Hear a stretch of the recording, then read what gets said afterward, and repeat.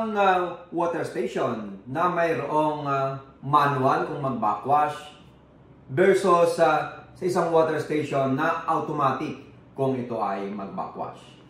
Itong nandito sa aking harapan ngayon ay mga pyesa ng ating water station na ginagamit natin kapag tayo ay nagba-backwash. Okay? Ito nandito sa ating harapan, yan yung mga pyesa para sa manual backwashing.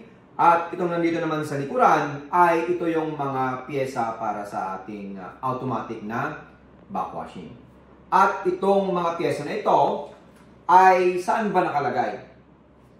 Itong nandito sa ating likuran na makina ay mayroon siyang nakakabit na automatic kung mag-backwash.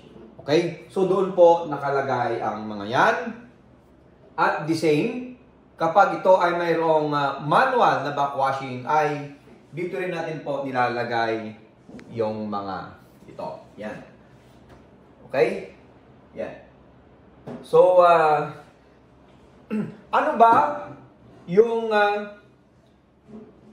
difference nila?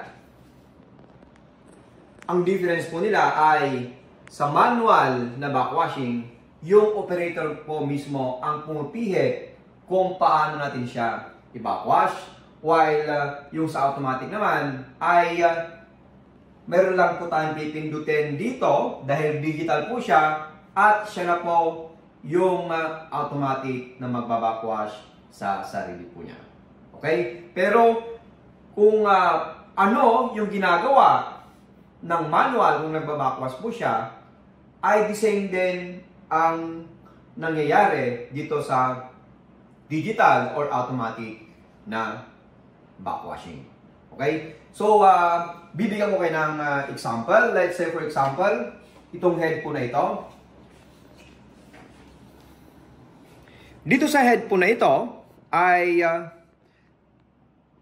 mayroong nakalagay po dito na filter by default.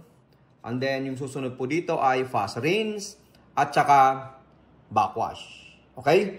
While dito naman sa automatic ay the same. By default, mayroon siyang in-service or yan yung equivalent po sa filter. And then, mayroon din siyang fast rinse at mayroon din siyang backwash. Okay? So, tulad ng sinabi ko kanina, kung anong kayang gawin nitong manual na ito, ay kaya din gawin dito sa automatic head. Okay? So, ang main difference po lang niya ay convenience. Okay? Dito sa automatic, ay pipindutin mo lang siya, siya rin bahala. While dito, babantayan mo po siya sa manual backwashing. That ikaw mismo ang magpipihit from, let's say for example, from filter to backwash, and then backwash to fast rinse, then back to filter.